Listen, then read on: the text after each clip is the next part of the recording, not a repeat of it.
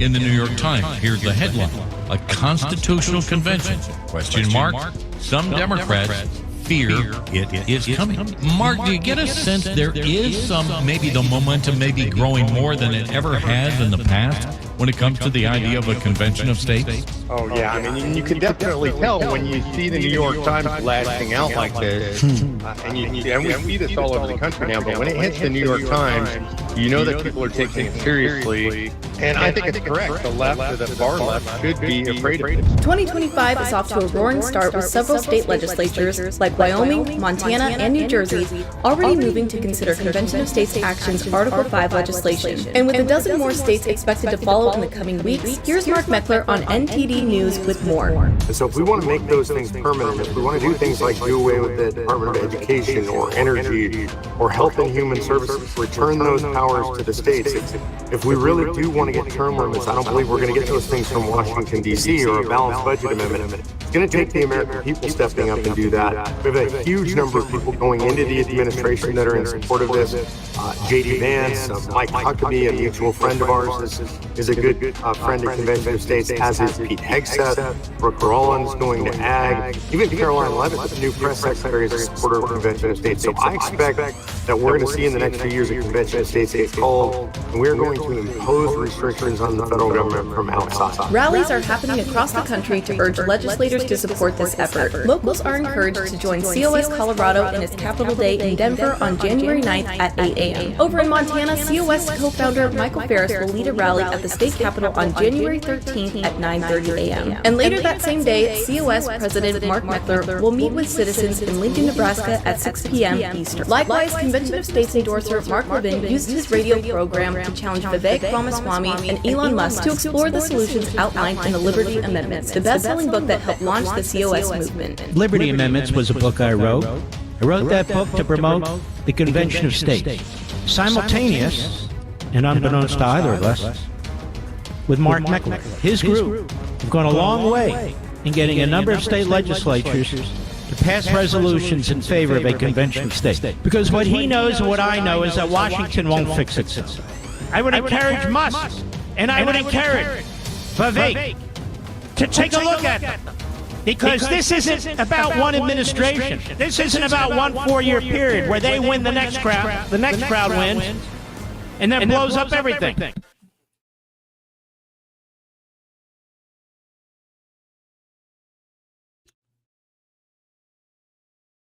Well, it's January, folks, and new legislative seasons.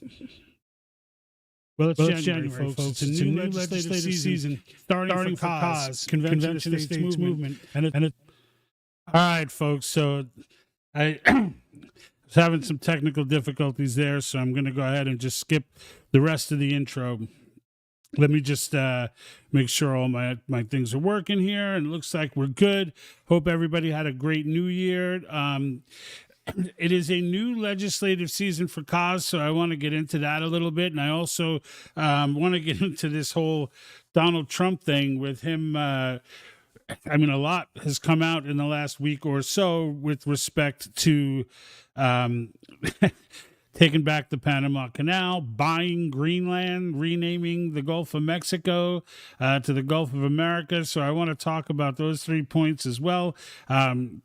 So let's get ready to get into it. Before I do that, no matter what you're watching on, whether it's Rumble, YouTube, Facebook, or X, which is my new preferred platform. So if you haven't followed me yet on X, make a trek over there and give me a little follow. I'm trying to grow that. Obviously, I got the 17,000 or so, 18,000 on Facebook, but I'm trying to grow X as of the last, 6 or 7 months. It's been slow going, but it usually is with this kind of thing.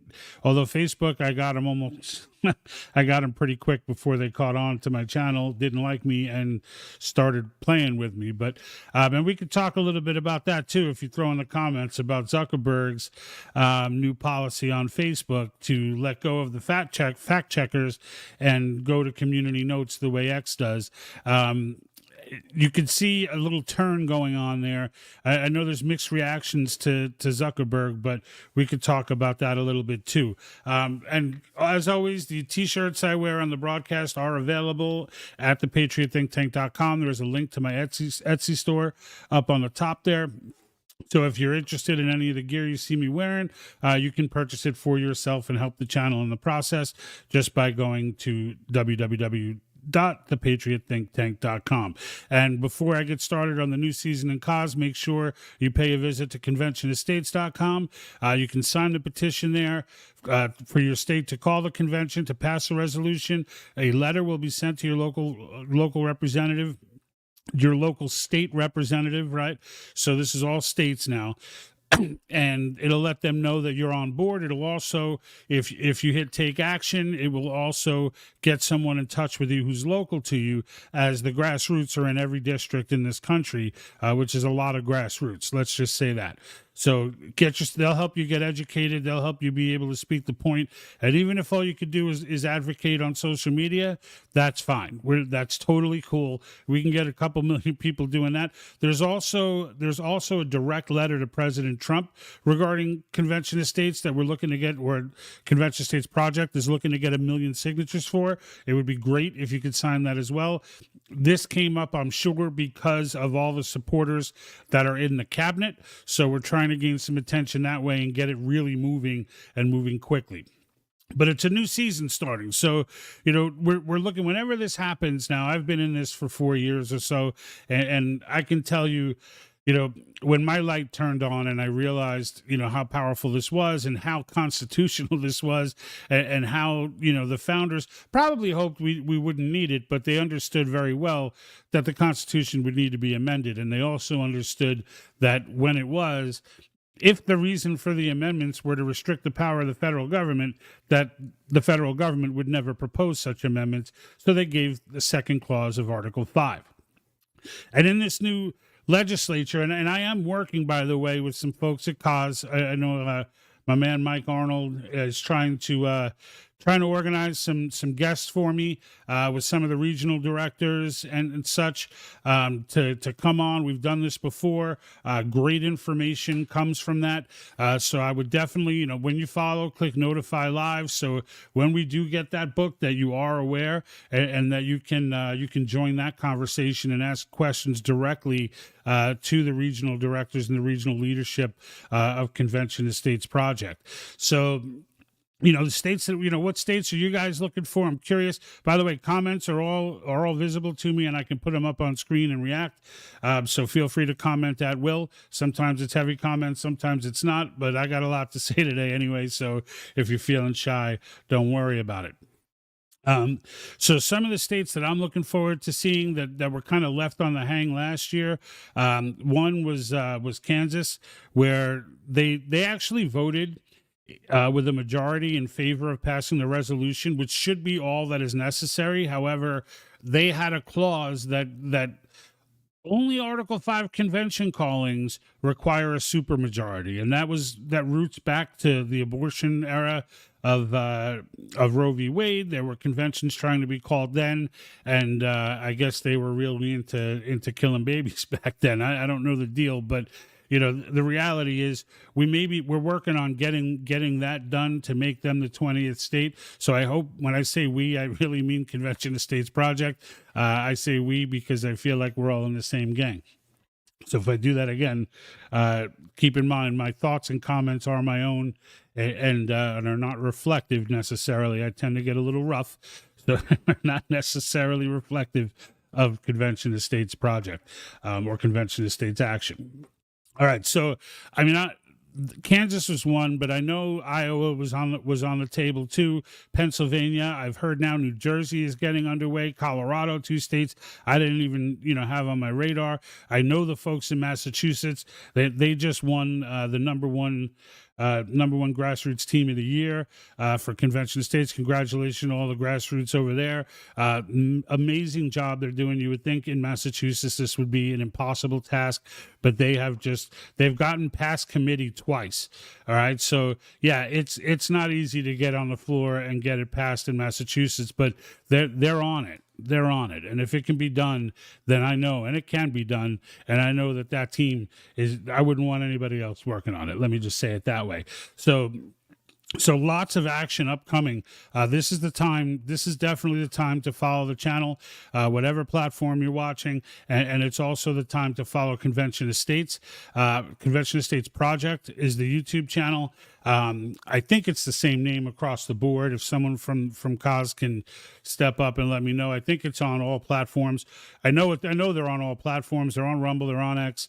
Just Convention of States Project is where you want to look. And the reason I say that is because they will go live with the state legislature debates when it hits the floor in different states. And I know a couple years ago it got super active, where like West Virginia passed in the Senate in the day and then the House at night, or vice versa, but both passed in the same day. And then Nebraska was going through, and there were 4 states went through in a matter of like a month. And now with this kind of leadership, with the support in major national leadership, like the Vice President of the United States, Secretary of Defense, all of these folks that are coming in Trump's cabinet are all, Vivek Ramaswamy. Elon Musk, I don't believe, is on record, but Vivek is, and all these guys, Pete Hegseth, and et cetera. And there's more. The press secretary, there's more of them that are on the page. So when you look at the things that Trump wants to do this year, or in this 4-year term, and you listen to some of the things that he talks about, like wanting to get rid of the income tax and shut down these regulatory agencies, and all of these things that he wants to get done. It's a lot of it can't be done through a president. So a lot of it cannot be done as much as he may want to, right? But you want to eliminate the income tax, well, you got to get rid of the 16th Amendment. We can do that in this COS calling. And that, it's such a big thing. Like, so these are the 3 topics, right, that we're on. In case you're new to this and you're just dipping your toe in the water, these are the 3 topics at the current convention that 19 of the needed 34 states have already signed off on. All right, term limits, fiscal restraints, and that's where the income tax would come in repealing the 16th, and government overreach, and that would get most of the regulatory agencies, or at least defang them. There's no need for them. Everything that they do can be done on a state level. Everything. Right. This is how we get this budget in order. Like this is how we do it. Right. And, we can get things through like single subject amendments. I mean, this is big, folks. And the federal government has no say in this process. Even governors don't have a say in this process. It is all state legislatures. It is the people in power to make this happen are the people who are closest to you. They are the politicians who are the closest to you. They represent small groups of Americans, right? Your district that's basically your neighborhood, right? Or maybe a couple of neighborhoods, right? So these folks are as local as it gets. And this is where the power is supposed to reside, and this is where it does reside in this process. And I'm so excited to see this go through. I'm so excited. Little Blue says, so much happening. Yeah, absolutely, right? Absolutely. There's so much going on. So much. I even heard Wyoming thrown out there. So it's an exciting time right now for a million different reasons, right? I mean, I'm going to get into all the stuff Trump's talking these days, which I think is, in some ways brilliant. And in other ways, I'm a little bit concerned, but not too much, because I think I understand the strategy. And I'll get into that in a little bit. So Diana Tellis over on Facebook, yep, no way Congress will drive the DOGE plan. Nope, absolutely not. The states can get it done. This is the message for COS proponents. It's absolutely true. It's absolutely true. There's the things that we need to get done are now taking, just so you know, like for those that have only heard about this recently or in the last couple of years, like these grassroots folks have been at this for 10 years now. All right, 10 years. And that's about right for constitutional amendments. Like it usually takes a decade or more, right? It's not easy to get a constitutional amendment ratified. It is not easy. Whether it's the states proposing the amendments or the federal government, it doesn't matter. It's not easy. Just to get the income tax into the U.S. Constitution, it took them decades upon decades. I mean, they were trying forever, and the Supreme Court would consistently shoot it down. That's why we have an amendment. Because the only way they could get the income tax instituted so that they could build the Fed or create the Fed, right? And we see where that all led, right? And it's time to undo all of that. Right, 1913, I believe it was February 1913, where they got that amendment ratified, so to speak, quote unquote. There's some debate over whether it was even ratified, but correctly. But it was done under duress. It was done with the threat of high tariffs. It was done with complete BS, as the government does everything. As they promised the people that they were going to have to absorb high tariffs if they didn't pass this amendment, and that this amendment, wait for it, it would only affect the top 0.1% of the American people. How did that work out, right? But they got that passed, and the reason they needed it is to pay the interest on the debt that they were about to start accruing when they created in that same year, 1913, I believe it was December 23rd, right at the dead of night, right, with not even a full Congress and House, they create the Fed. These things aren't coincidence. And the country was changed, I would say irreparably, if not for Article 5, forever. Right? I would say irreparably forever, but it's not forever because we can overturn it, right? And a balanced budget amendment. That's got a high probability to get passed because most states already have balanced budget amendments if it's not already written into their constitution. Why? Because they're not printing their own money. That's why. Because they don't print their own money. States have to actually keep a budget. Whereas the federal government, under this bizarre modern monetary theory that we've been operating on for decades on end, and almost a century, really, where debt is supposed to be good, it's not good. Debt is not okay. Debt is not okay. And the idea that we've operated under the premise that it have, I mean, I remember Dick Cheney saying, you know, during his vice presidency, in an interview that, you know, trying to explain debt as if it's not a big deal because he was thinking modern monetary theory. This is the crap that they teach in Harvard right now. Can you imagine someone coming out of Harvard and thinking that that's how an economy should be run? This is what our universities are teaching right now. But all of this is nonsense, as we know most of what we've been told for the last 100 years or so has been nonsense. So now it's time. Like, there are epic things, epic changes happening right now.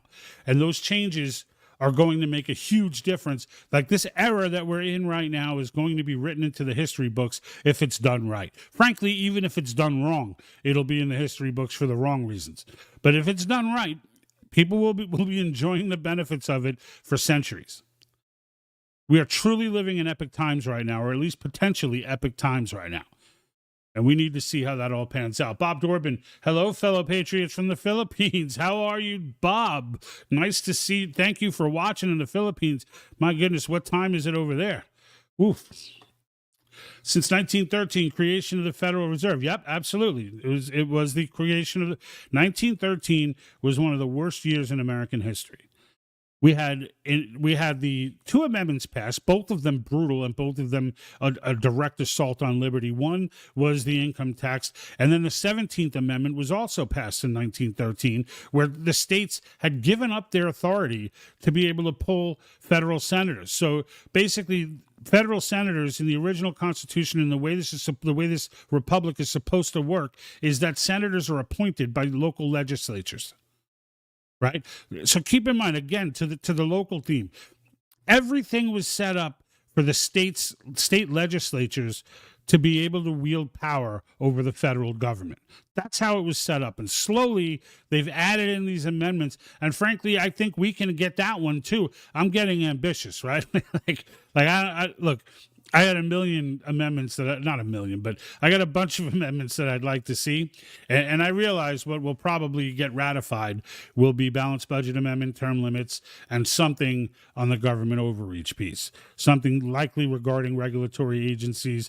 But, you know, that's what I think is realistic. A single subject amendment right? Where like we're seeing in the House now, where Gates tried to get it put into their rules, but they blew it off and wrote an omnibus anyway. Like those are things that I think are universal. Those are things that I think I think too many people don't understand repealing the income tax. I don't think they understand it.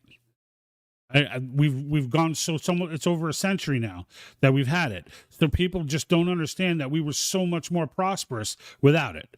You could put some combination of tariffs on imports, as well as like a 5% sales consumption tax on products and retail.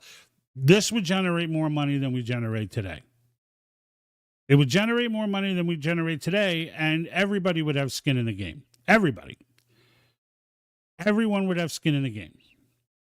And you increase revenue and you decrease cost by getting rid of things like these ridiculous regulatory agencies, Board of Education, OSHA, et cetera, all things that can be handled at the state level. Give the states, put that money back in the economies, right? So end the days where, the Gavin Newsoms of the world think that they're just going to keep getting bailed out by the federal government. And that people finally realize that he is an idiot and that he does need to go. Even the most blue lefty on earth should realize that. But they don't, right? They don't.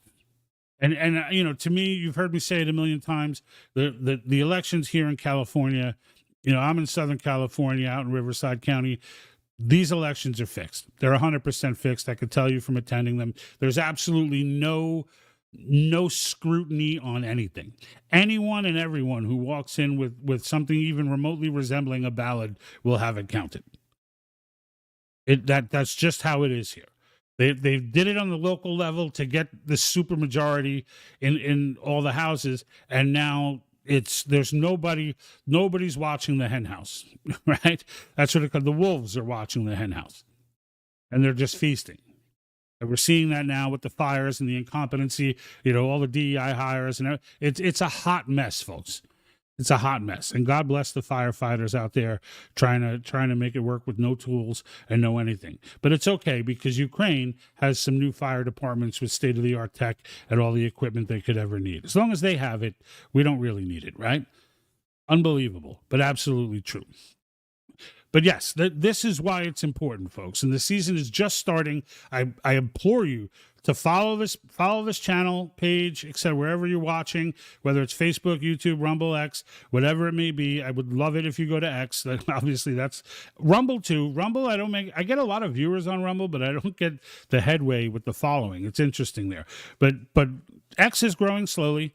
I just got purged a little bit. They took out the bots, kind of freaked me out, but it's good because I want them out. I want legit followers, right? And then Facebook, yeah, it is what it is, right? We've got our 18,000 there, but it's just Facebook. Will they ever start putting it out to everybody, right? So, but it doesn't matter because I'm out here popping off anyway, because that's just how I am. That's just how I am. All right, over on Facebook, absolutely rid ourselves of self-regulating money laundering bureaucracies. Same rules for everyone. Yeah, and that's really what it is, right? It's the same rules for everyone. And that's what they call a fair tax, okay? If we got rid of the income tax, that's what a fair tax would be. The IRS would instantly be eliminated, billions saved there, because there's no need for them. It'll be the cash will be collected at the counter and submitted as a sales tax, like anything else. And I'm sure there will be automated systems, and it'll be a little burden on businesses, but they do it now for state sales tax. So you factor your state sales tax on top of that, you'll probably be looking at like a 10% tax on goods, but you'll keep all the money in your paycheck, right? That's the beauty of it, is you keep all the money in your paycheck. So now you control how you pay taxes, right? I'm not going to make that large purchase right now. I'm going to make it next month. I got a bigger check coming in next month. I'm going to go ahead and make that payment then. I'm going to buy that then, right? Not just it automatically, without you doing anything, just gets ripped out of your paycheck before you even get it, right? So there's a lot of reasons to want the income tax repealed, but you need to get yourself up to speed on it. I pray that people get themselves up to speed so that it can be something that once the convention is being called, that we can bark about, that we can really loudly bark about. Like somebody like Elon Musk and Trump talking about it loudly. Make sure it gets talked about. Make sure it gets brought up at the convention. Make sure that something comes out of there.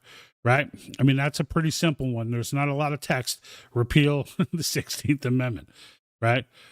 And give authority for, again, a low level consumption tax, something along those lines. Combined with imports and tariffs and such would be completely reasonable. And again, that's how it was designed to be. Right? Now, as far as term limits, I think we all know we need that, right? So what you should do is take a look at your state, and if you do, you go to, I have some of this on my website as well, as far as what states are in, what states were on the fence, but Convention of States has a pretty cool interactive map you can go to, show you the status of each state. Take a look at where your state is, okay? Because the way this works, it's about you and your local representative, all right? And it's about signing the petition as well, because you need to make yourself heard. You need to stand up and be seen, right? And I understand, a petition, what's a petition? This is different, okay? This is something that gets presented on the floor, right? On the floor of these legislatures to let them know just how many people in their districts are for this and how many people are looking at this as a major issue. Because if for nothing else, what it'll do is it'll force them to start reading on the topic.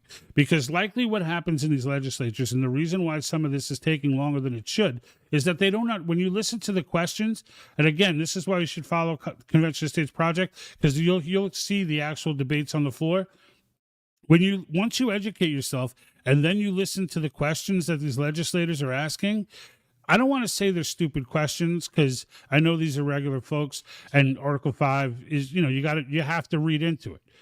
But I feel like if you know this is coming to you, you should have read into it. But they think they did because they got handed some garbage from George Soros organizations like the National League of Women Workers or some crap like that.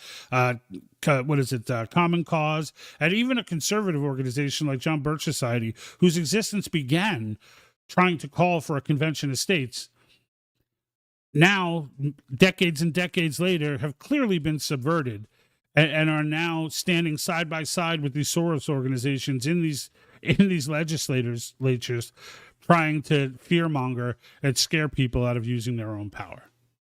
It's absolutely disgusting. When you see it happen, it's absolutely disgusting. But you know what? If you don't know any better and JBS gets a hold of you, and they've got this whole platform of all this constitutional stuff, and then they just slip this in with it as their number one reason for existence. It really is the only reason they exist right now. It's the only value that they think they bring. This is their number one issue. And their number one issue is to stop you from using your constitutional power. So they're going up to these freaking legislators and handing them CDs with all kinds of nonsense and BS on it. I'll give you an example. You can look up a video. It's probably easiest to find on my YouTube channel. It was a while back. But they did this nonsense with Antonin Scalia, trying to take a clip out of context to make it sound like he was against a convention of states. And I did a whole video just taking their video with this little troll-looking dude on it and just destroying it piece by piece.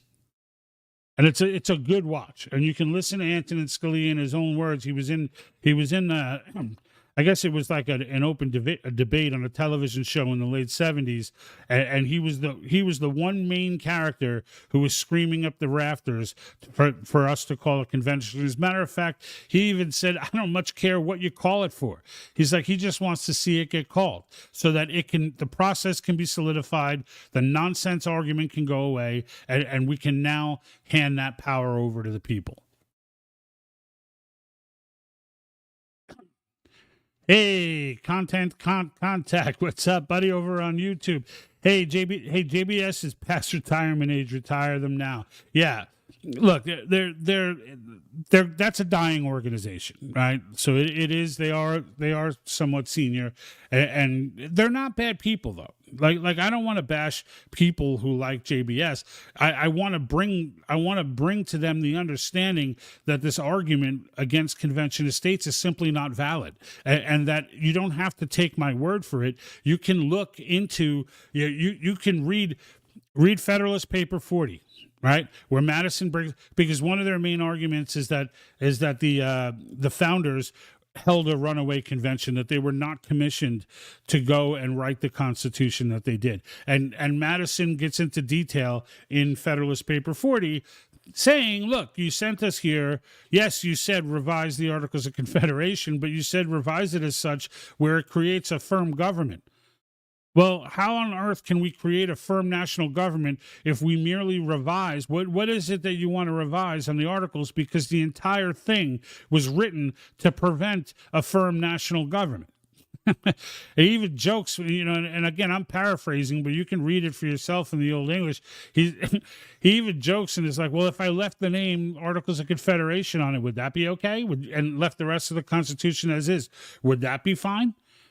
It's nonsense. They absolutely understood that, it even says, what's the ends and what's the means? Is the ends to have a firm national government, or is the ends to just revise the Articles of Confederation? Because you can't do both, right?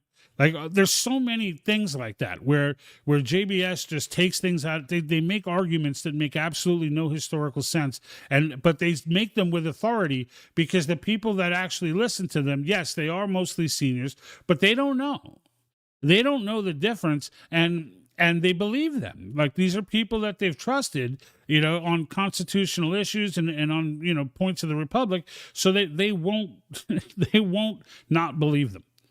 And it's almost like, like the little doodadoos running around thinking men can have babies, right? Like, they really believe this stuff because the people that taught it to them and the people that encourage it to them, they trust. And if you get that kind of situation, like JBS is worse than the Soros organizations, because Soros, when you hear George Soros, you're just like, oh, immediately you're like, oh, and he's for it, I'm against it, right? That's the attitude. You're like, oh, Soros is for it? Well, then that means I'm against it. It's like, but if you hear JBS is for it, you're like, oh, it's against it. You're like, what? Really? Well, why is JBS against it? Well, maybe this is bad. Maybe, like, think about the founders as well as they thought through the entire Constitution. Why on earth, right? Who would you trust, the founders, or would you trust some doo-doo from JBS? Like, that's where you got to start asking yourself. Oh, they wrote a brilliant Constitution, except for this little part right here. Except for this little part that could stamp out Marxism forever. Yeah, we don't want that part. We want to fight against that part. 65 plus, time to give up after accomplishing zilch to save this nation. Well, no, we still need the 65. Let's now we're getting a little much. Look, number one, respect your elders, right? I'll believe that to the death. And I do have a lot of respect for the boomers, all right? Yeah, look, Gen X can take some heat too.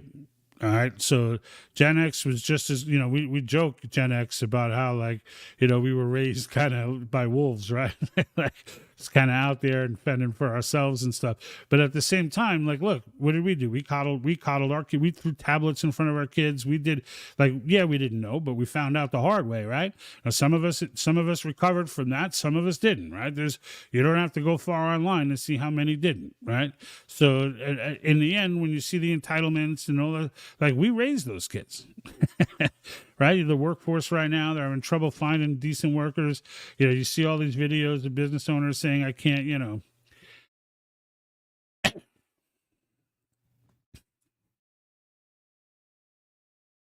JBS is over 65 years old and accomplished nothing, not you. Hey, I'm not 65. So I didn't think it was me. Let's not put me in that category. I just crossed the 50 threshold. I just crossed the half century mark. So let's but no, I get what you're saying. You're not talking about all 65-year-olds. You're just saying JBS. I get that. Yeah, and the thing is, though, at that age, at 65 plus, even at 50 plus, we're on it. Like, it's hard to get someone to change what they believe in. Now, since 2020, I've done a lot of that. So I'm kind of outside that box right now. I don't have a problem learning new facts and changing the way I believe. And I can tell you that when I talk to people online, when I talk to people say you never win an online argument, I've been winning online arguments with COS. I really have. Especially with some of these JBS folks, like I'll be going back and forth with them. Some of them will reach out and message me to start blasting me on stuff because they truly believe. They don't realize I've heard these arguments a million times, and I'm like fully equipped with missiles and weaponry to destroy all of those arguments. But they hit me with them, and then when I start presenting them things like Madison's notes, when I start sending them, they'll bring up Scalia, and I'll give them my video and let them just watch that, and I'm not do it hostily. I just do it like, hey, well, check this out. Just because the reason why is because they're generally conservatives and people who love the Republic, right? Now, if you're up against the Marxists, no, you're just you end up with them just right when you hit that fact wall that they can't get over. But when it comes to like a regular conservative dude or even just an average person who's just fairly traditional in their mindset, if they see proper information and they're open to changing their mind, and they do. Now, it's hard penetrating youth, I will say that, yes. They just don't have any interest in it. And I don't know if it's something that I'm too far removed from being young to think, but I was somewhat politically conscious. I was pretty politically conscious in my 20s. So more so now, yes, but I was definitely politically conscious in my 20s. It doesn't seem to be, except for the activist psychos who are like programmed, but that's not being politically conscious. That's just being programmed. But in the end, the youth are who we have to reach anyway. Right? Those 65 plus folks, they generally get it. Even last week, I talked about, the Canadian people were they in favor of it being a 51st state? And, when they broke down those numbers, that poll they took, it was only 10% of people 55 and older were open to that idea. The number was skewed because 40% of millennials and below were seriously considering it and would like to negotiate it. So, there's definitely a gap there, right? And it's no different here, right? And so, look, the bottom line is, education never hurt anybody, right? So in the end, more reading is better than less reading, I guess. And I shouldn't say education never hurt anybody, right? Because I look at this guy on the screen right here. He hurt a lot of people, and through our education system, unfortunately.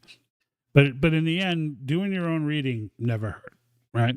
Doing your own reading, checking out. And I encourage people to go and listen to the JBS argument. I encourage them to do so. I did. When I first heard about this, the first thing I did was argument against, is what I was searching for. And I found it, JBS, Publius Hulda, there's a bunch of these coconuts out there who will, Common Cause. There's a bunch of these coconuts out there, these doot-da-doos who have this argument that it's going to run away. Soros is going to jump in with a funny costume and write up a new constitution and all this weird shit. Right? It's all out there. And when I first read it, it kind of freaked me out a little bit.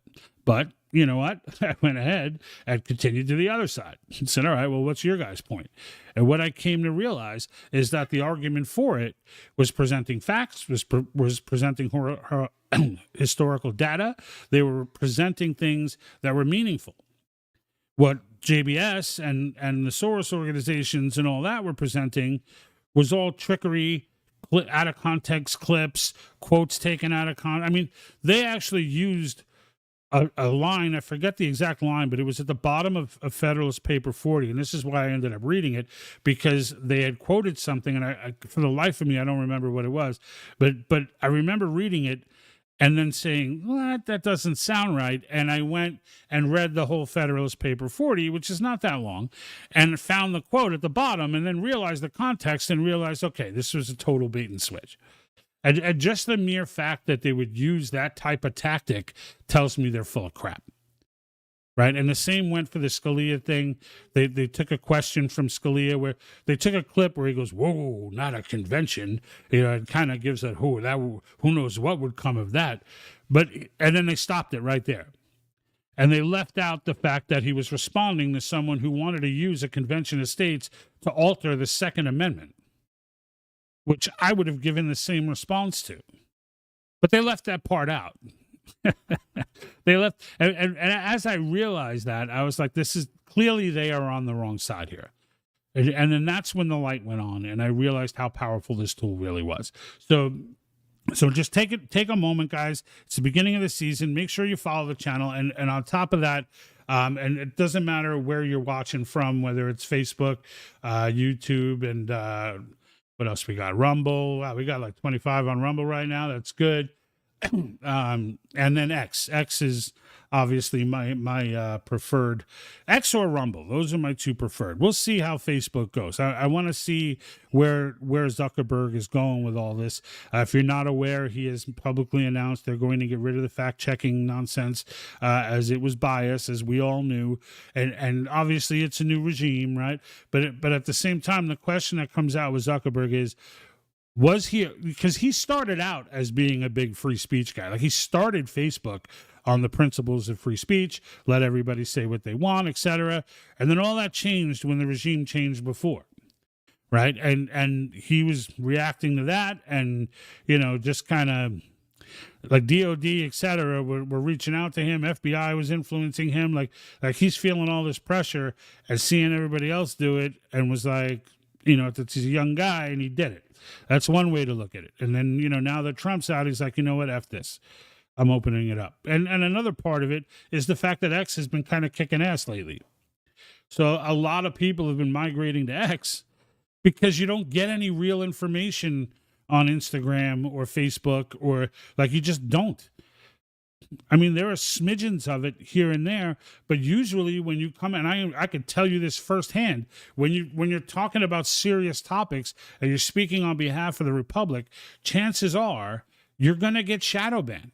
Your content's not going. I noticed the direct difference.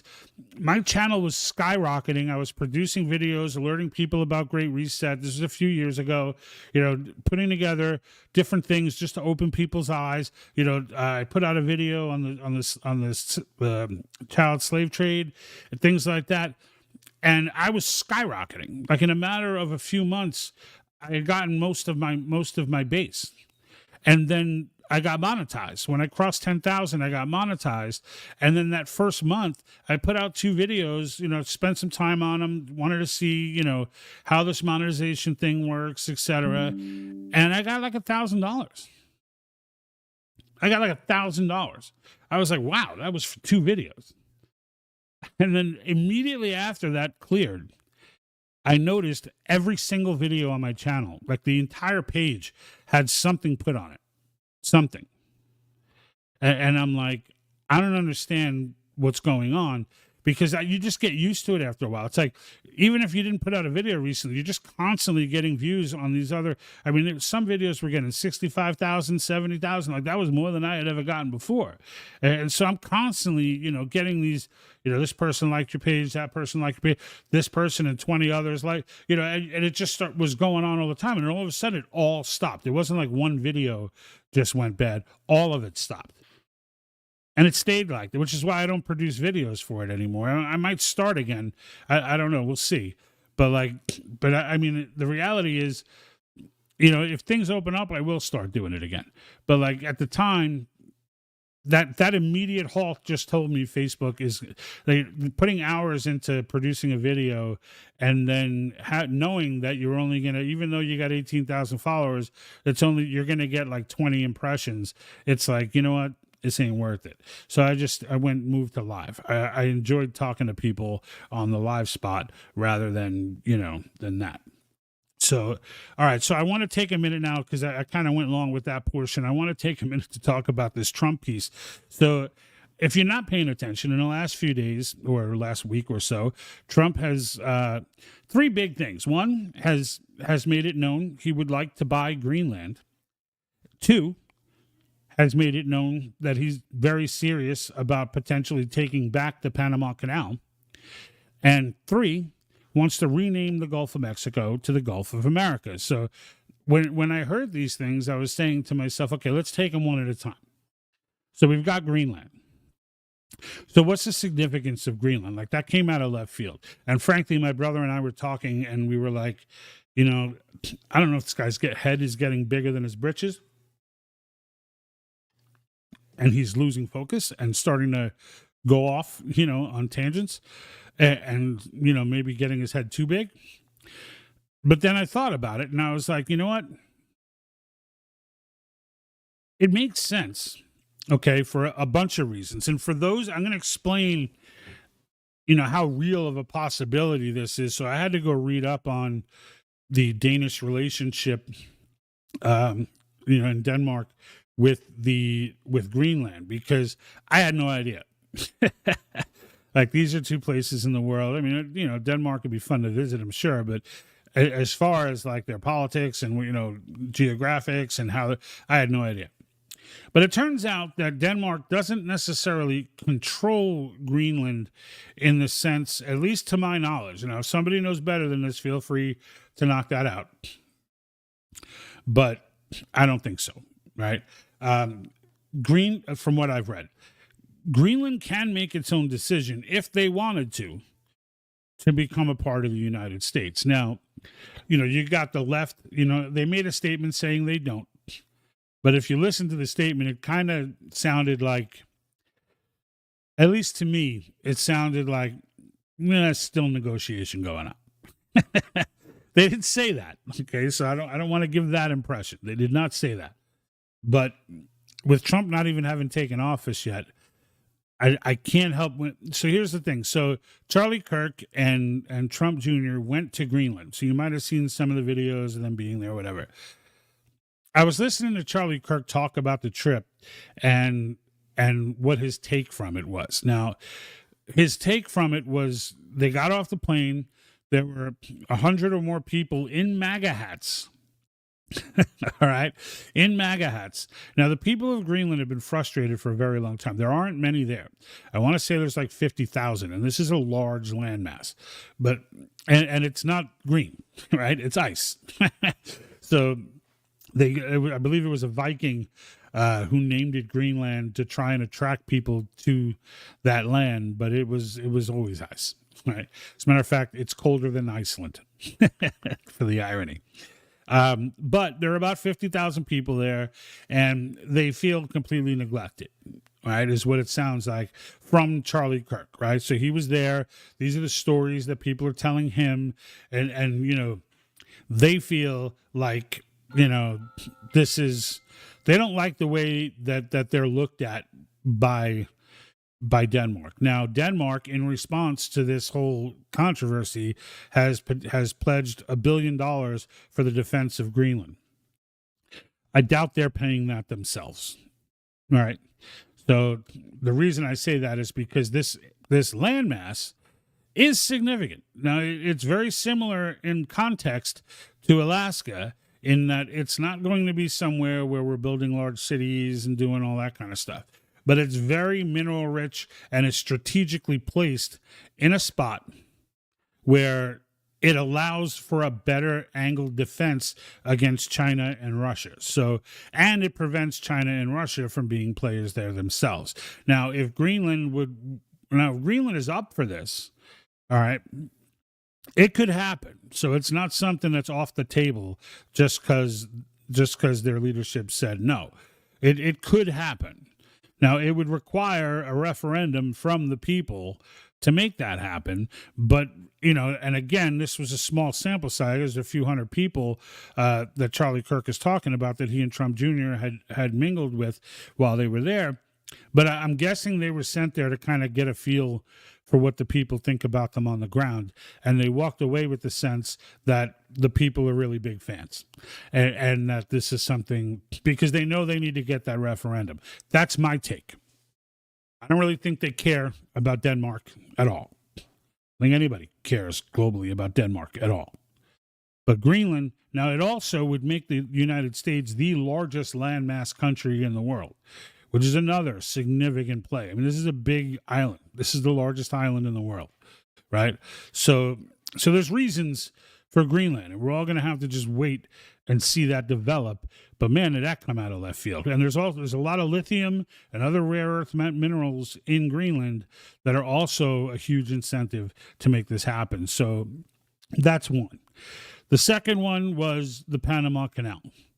So the Panama Canal, now you say, oh, well, would you have to forcibly take and we're not talking taking Greenland with the military, right? We're talking about a voluntary type of secession. It's not even a secession; it would be an annex, really.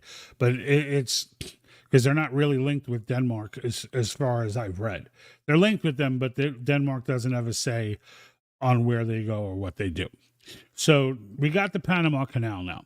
So when you look at the Panama Canal, you say, well, wait a minute.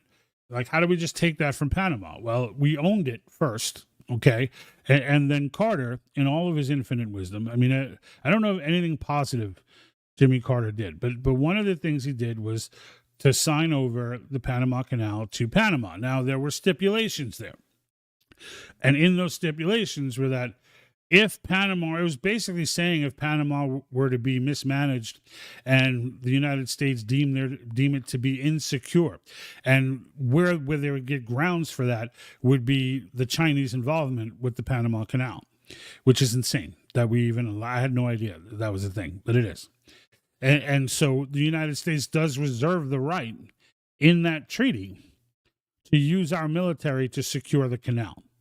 Now, that is likely what Trump is talking about because of Chinese influence over there. There's no way we're going to let the CCP influence that region of the world. There's no way. So that is likely going to happen in some way, shape, or form. How it actually plays out, I don't know. Is it going to be a hostile thing? Is it going to be, Panama saying, all right, we get it. We get it. Like, you mean business, letting these Chinese in, we get it. We'll see. We'll see how that plays out. But one way or another, yeah, Panama Canal is going to be under U.S. control, like fully under U.S. control under this administration. There is no doubt about that. And then lastly, we've got the Gulf of Mexico, which is international waters as far as I know. As a matter of fact, I never actually looked that up, and I wasn't 100% sure. Let me see. This is the Gulf of Mexico. International. Should know this, but I don't.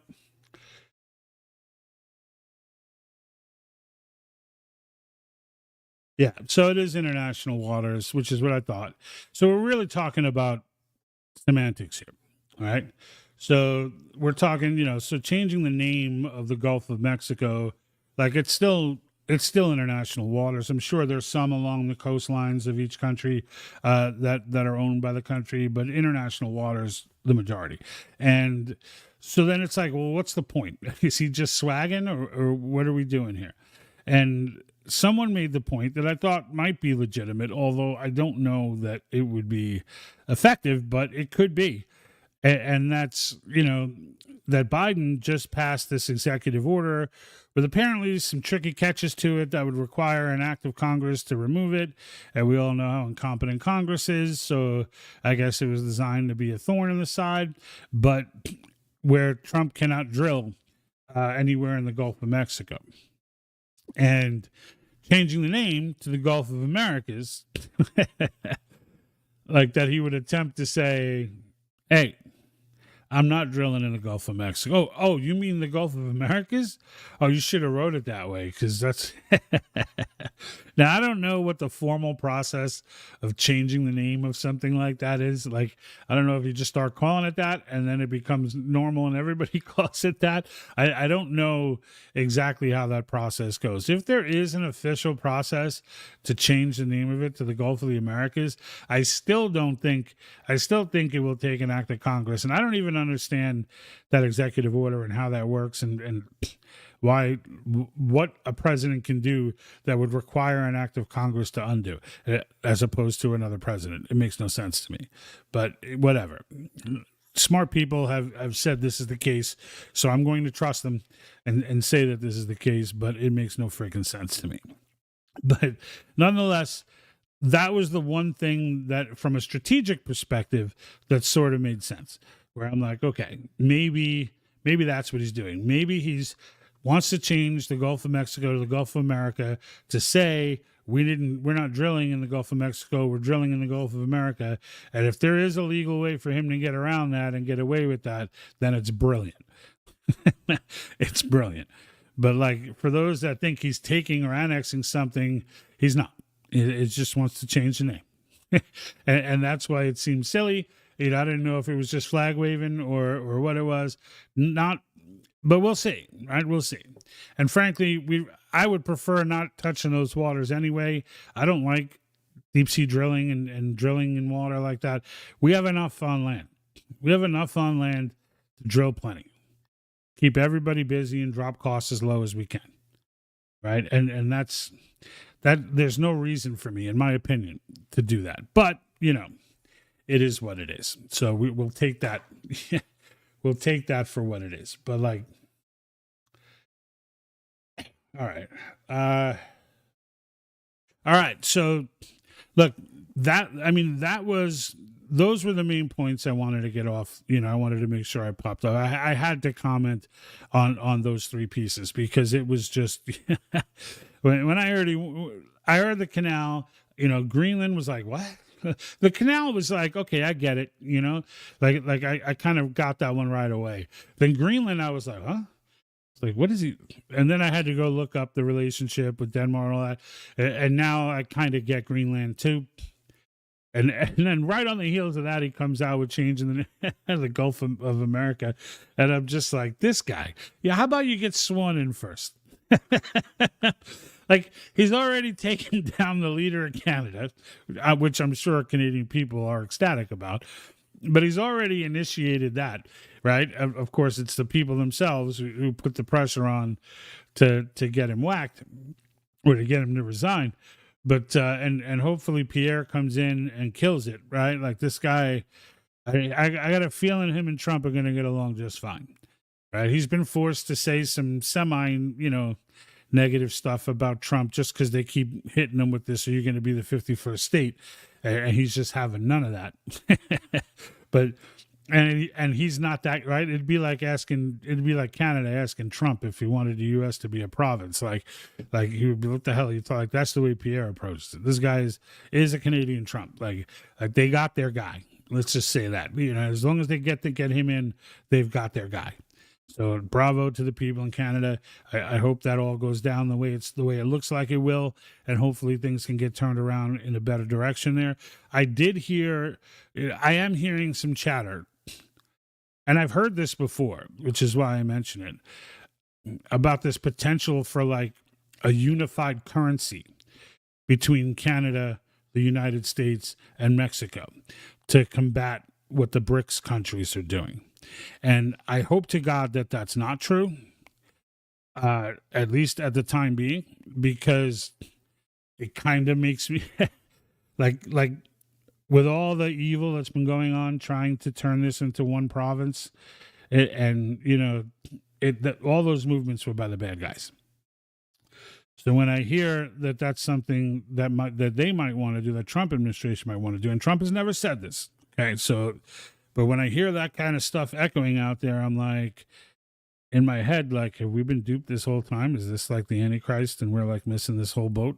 He's just going to pop out and be like, surprise, one world government.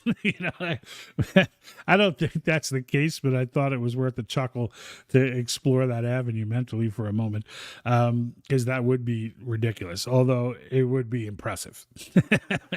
I would have to chalk one up for the bad guys there if that were the case.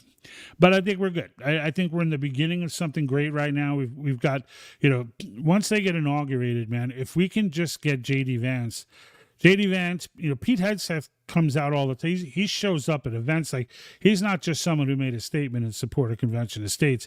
He is like Mr. Convention of States. Like, he shows up, he gets on broadcast, talks about it there. I posted one on X, on Reels, of one of the quotes where he was on the Gutfield show talking about it. Like he's a believer, right? He's in. He's all in, right? Vivek, he's in, right? Now we got to get these guys to start. And I think when the issue of income tax and the issue of how that's going to be handled comes up, term limits, all these things that Trump has mentioned, someone's going to bring it up to him. Someone's going to run this past him, and someone's going to get his ear. And I think once Trump learns about this and really gets ahead on it, because this is what will cement Trump in history. He's always going to have some spot in history for all the drama he's been through already. But when it comes down to existential changes and like bringing back and restoring the republic, this will be the most important action he could ever do. It is to help this along, help this get done, help the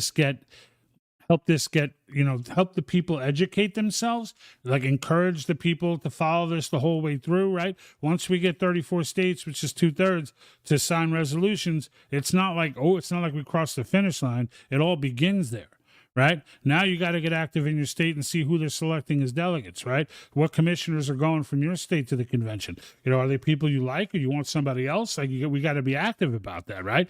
And then, once they get there, right? What are you guys talking about? I mean, they're talking about televising the whole thing and whatnot because, and I get it because it's never been done before and they want to hear, what they're saying. I hate that, to be honest with you. I know people disagree with me on this, but like, I hate Congress being recorded. I hate C-SPAN for putting those sessions on television, because to me, if you've ever seen the movie Abraham Lincoln, right, and the way that the congressmen were acting, like cracking jokes at each other, like really like just getting rough with each other and verbally lambasting each other, like that's how it should be.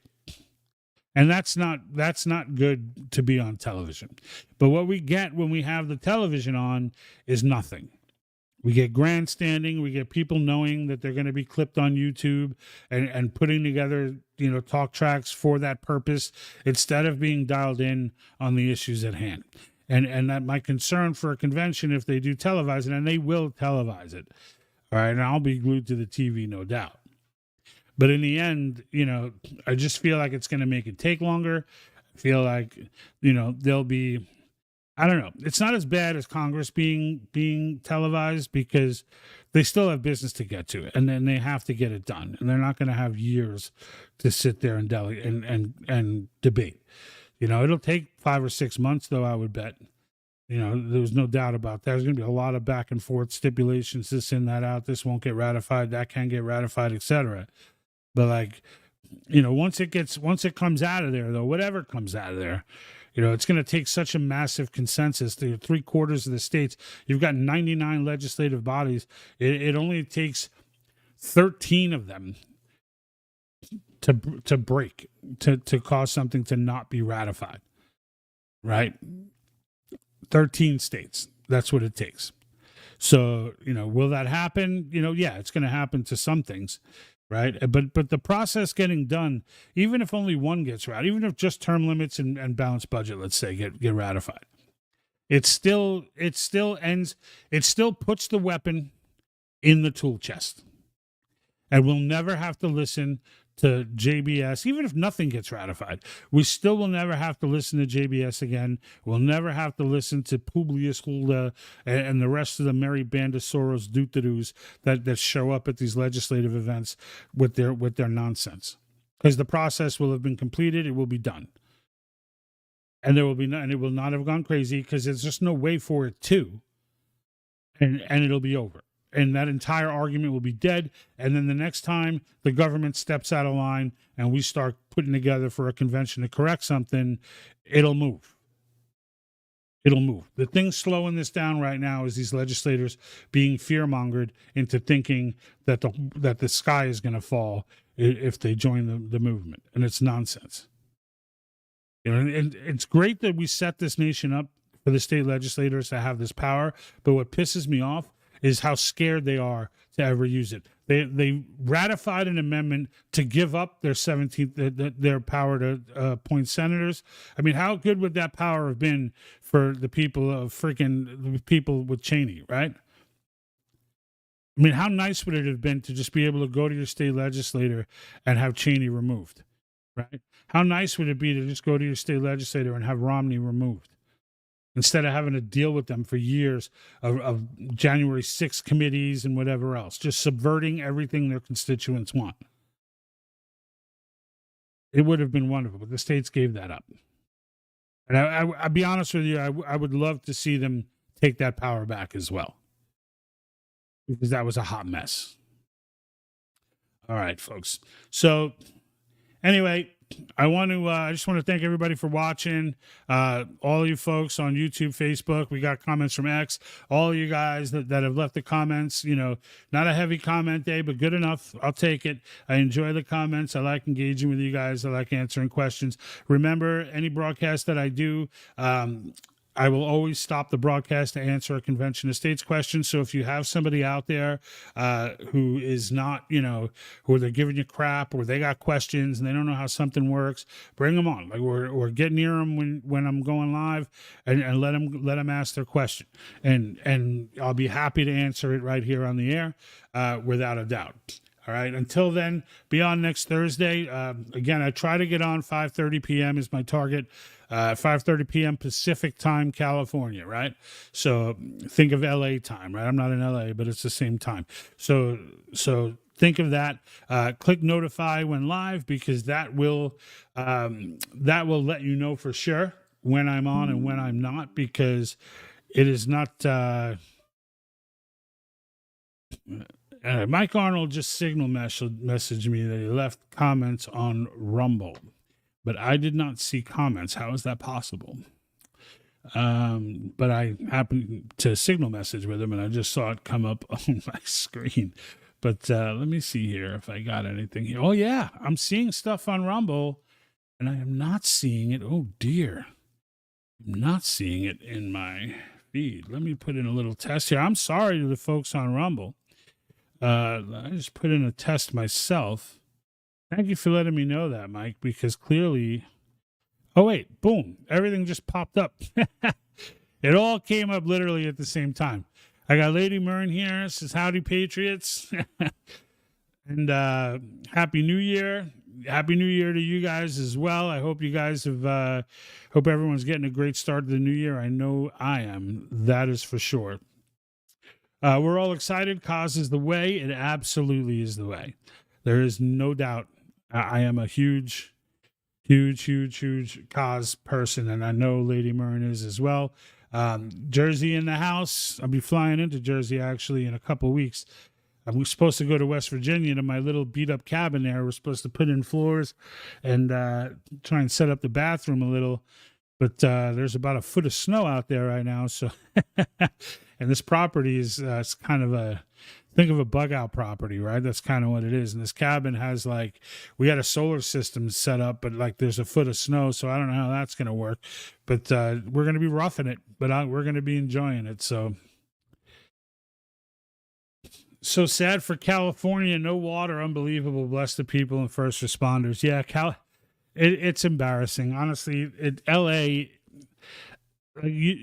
there's just nothing good to say about LA.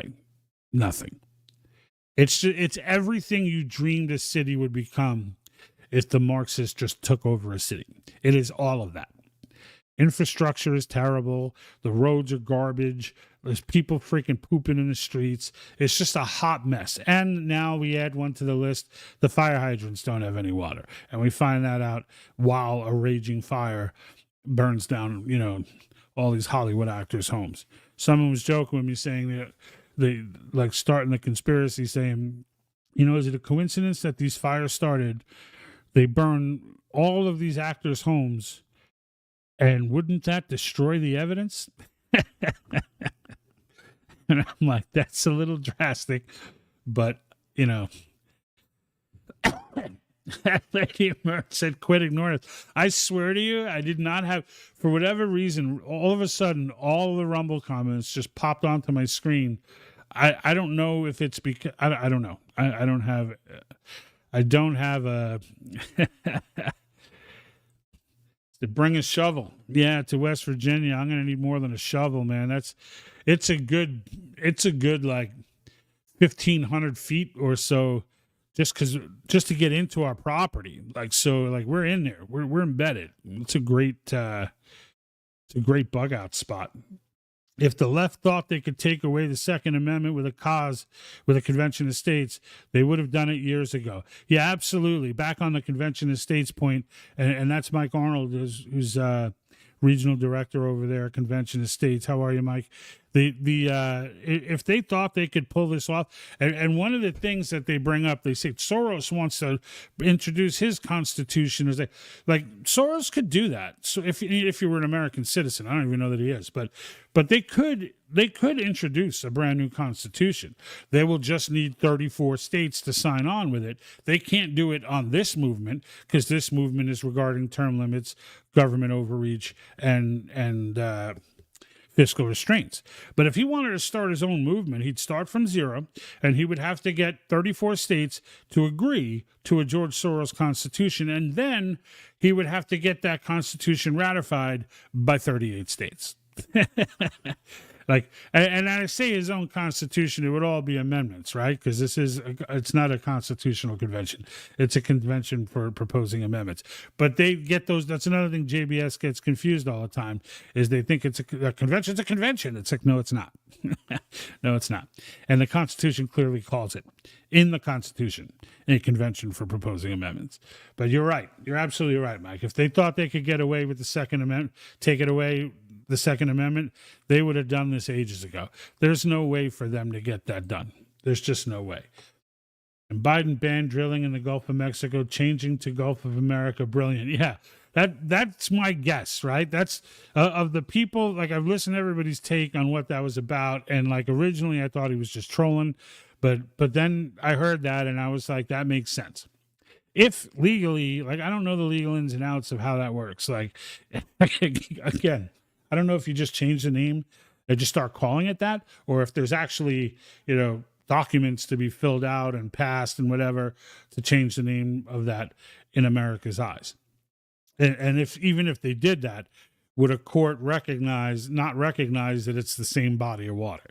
Like, I don't know. And I found it being a fascinating theory, though. So I rolled with it. Let me see here. But thank you guys for here's Massachusetts. So Massachusetts, I shouted out earlier if you weren't there, for winning the number one grassroots of the year in the COS, in the Convention of States organization. The accomplishments they have in Massachusetts, what a fighting team over there, man. I mean, for them to get past committee 2 years in a row is pretty wild in a state like that. And it only happens with hard work, dedication, and showing up, right? Showing up. All right, let me see. All right. So I'm glad you put that in my signal message. They come up on the side of my computer. I've got it synced with my PC. So I was able to see that. And then I think it's something that has to do with me opening up the Rumble page again on my screen. Something must have been hiccuping because it's really convoluted how I see the messages. I have to it's this extension in Chrome. And then with that, I got to open up these web pages and then keep all the other sites. It's really pop out the chats for each platform. It's, what I wouldn't do for a producer. So I could just focus on talking to you folks, right? Just so I could focus on you guys. As the Speaker of the House of Massachusetts says, compliance is in the eye of the beholder. Yeah. Yep. Absolutely. Absolutely. All right, guys. Well, I'll be on. I should definitely be on next week. The week after, I will be likely in West Virginia. So I probably won't. Maybe I'll come on a different day. That's why you got to hit notify when live. I only come on once a week, folks. Maybe twice on a rare bird week, but like something breaks. Like you may see me twice a week now if we add the 20th state or, things are moving, we pass committee, things like that. I may put up alert videos like that. But I don't pop off and fill up your inbox. It's not like following Dan Bongino or like friggin' Glenn Beck or something where there's a new thing coming out every 10 seconds. It's not that way. I'm not in this for the money. So definitely give me a follow. And if you can, give me a follow on X.